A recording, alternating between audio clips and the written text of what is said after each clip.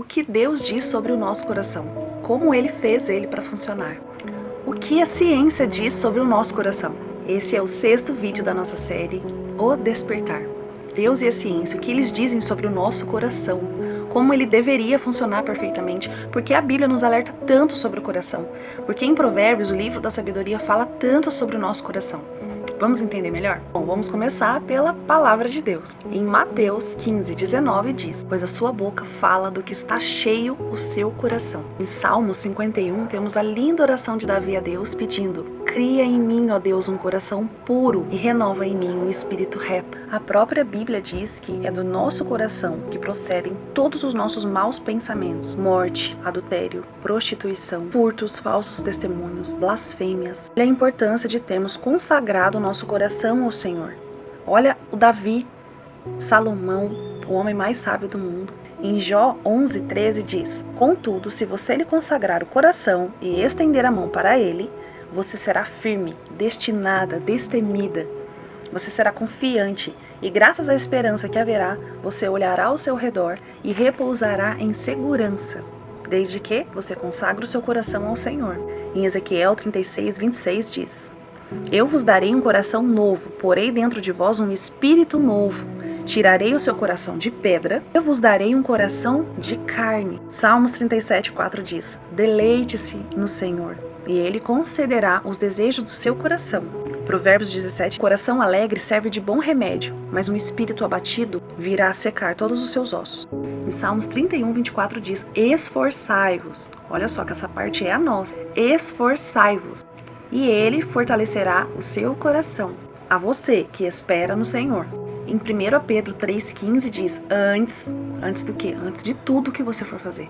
Antes, santifique Cristo como o Senhor do seu coração. E aí vão mais muitos outros versículos, eu separei alguns aqui para vocês, pra gente começar com a palavra, mas ainda tem em 1 Samuel, em Mateus 22, Mateus 6, a Bíblia fala de coração do início ao fim. É muito importante a gente entender como o nosso coração funciona. Você viu aqui com alguns versículos o poder que o nosso coração tem de ditar o nosso futuro, de cuidar do nosso presente, da força que ele tem no pensamento, na palavra, no querer. O que a ciência diz sobre o nosso coração? A ciência diz que o nosso pensamento vem primeiro pelo sangue, depois que o nosso neurônio recebe essa informação. O primeiro órgão a se formar na formação embrionária é o coração. O coração se forma em 21 dias depois da fecundação. Sabe aqueles bracinhos do nosso coração? Vou colocar aqui. Esses são os vasinhos. Esses vasinhos é que fornecem oxigênio, glicose, porque senão a gente não teria o funcionamento dos nossos neurônios. Por exemplo, quando nós temos vontade de lembrar algo. Quem foi sua professora lá na primeira série? Qual era o nome da minha professora da primeira série mesmo? Quando você tenta lembrar de algo, você tem que ativar qual área? A área da memória. A circulação ela é incrementada de sangue. É o raciocínio. O nosso raciocínio lógico, o lobo frontal. Só então depois o nosso neurônio funciona. Por isso, o nosso coração é chamado de a sede da consciência. Agora faz mais sentido, né? Depois que a gente entende tudo. Então, o nosso pensamento é formado no coração. Por isso que a Bíblia fala tanto sobre pensamento, sobre coração. A Bíblia, na verdade, já nos disse isso. Mas é legal a gente confirmar isso com a ciência. A ciência é a parte que Deus vai deixando a gente entender sobre Ele. É uma forma de Deus explicar para nós, de uma outra forma, o que Ele fez, como funciona. O nosso pensamento se forma no coração. Você se percebe no seu coração. E não na nossa cabeça, como a gente imagina. Por isso nós amamos o nosso ser. O coração ele fica na posição cefálica, só depois ele desce. É a ciência nos mostrando aquilo que a Bíblia já tinha nos falado. Olha alguns exemplos. Coroa, coração, na cabeça. Coronária, coração. Quando a gente diz, eu já sei decor, coração. Recordar, retomar, recordar, retomar a consciência. Coração.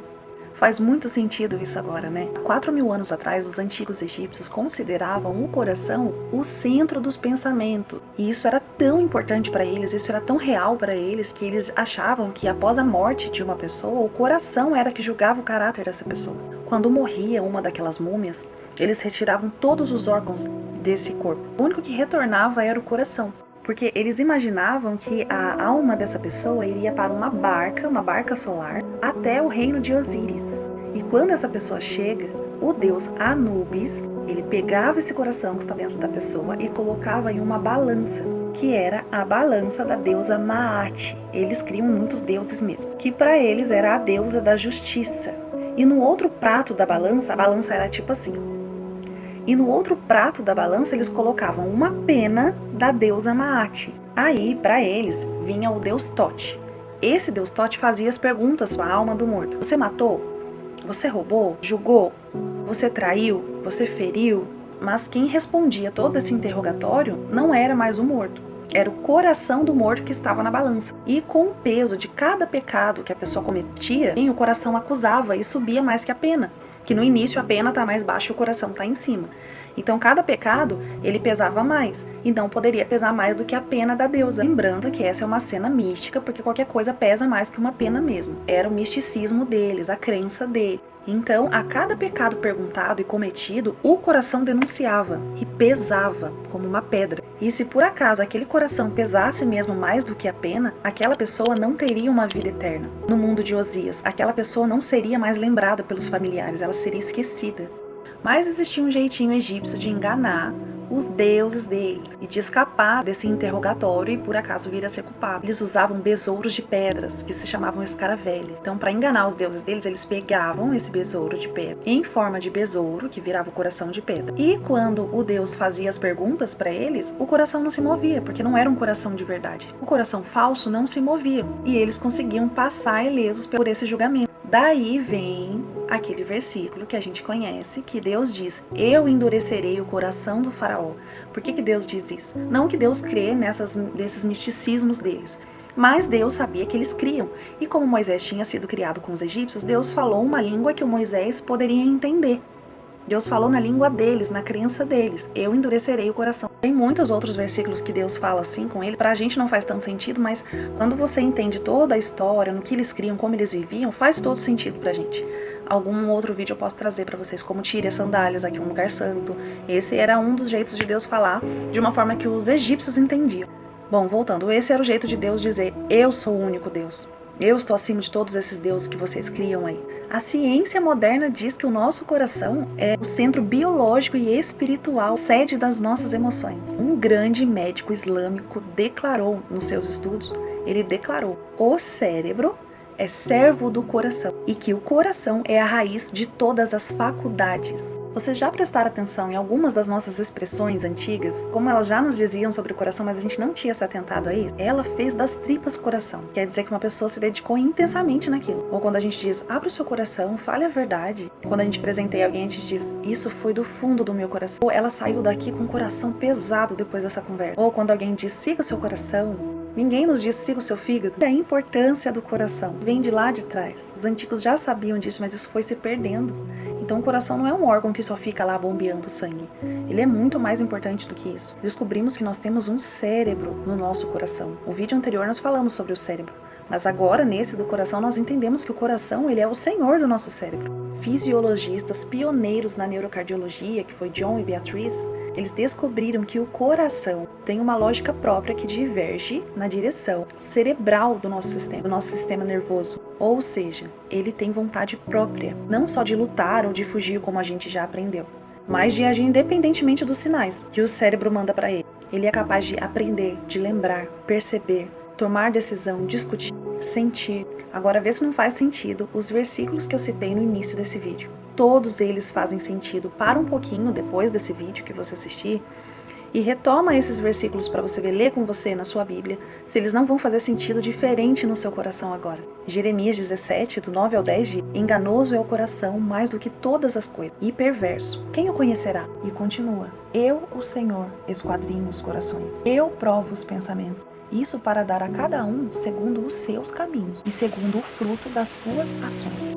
Eclesiastes 2 diz: humilha o seu coração e espera com paciência.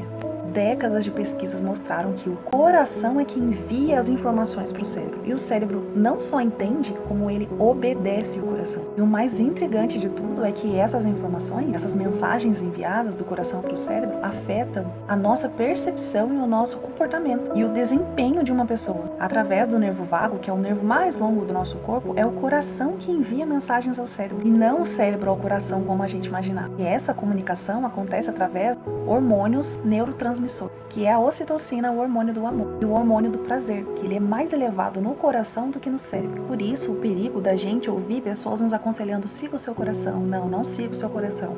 Consagre o seu coração ao Senhor, para que o que você queira seja o que Deus quer para você. Então, se o nosso coração tem todo esse poder que a gente aprendeu nesse vídeo de hoje, como vamos saber como é que está o nosso coração agora, nesse exato momento? Posso confiar nele? Ele já está consagrado ao Senhor? Como saber o que meu coração está querendo agora? Está alinhado com o Senhor? Como eu vou saber como está meu coração se eu não consigo enxergar? Prestando atenção nas suas palavras. O que você vem conversando, o que você vem falando, o que você vem declarando sobre a sua vida, com quem você vem conversando, o que tem saído de você ultimamente? Tem te contaminado ou tem te nutrido? Então, se você gostou desse vídeo, se esse vídeo te fez bem, se você aprendeu algo novo hoje, se você sentiu de compartilhar com alguém de sabedorias divinas, é sempre bom saber mais de Deus, o que tem no nosso coração através do falar. O nosso próximo vídeo vai ser sobre o poder do falar. Te espero lá!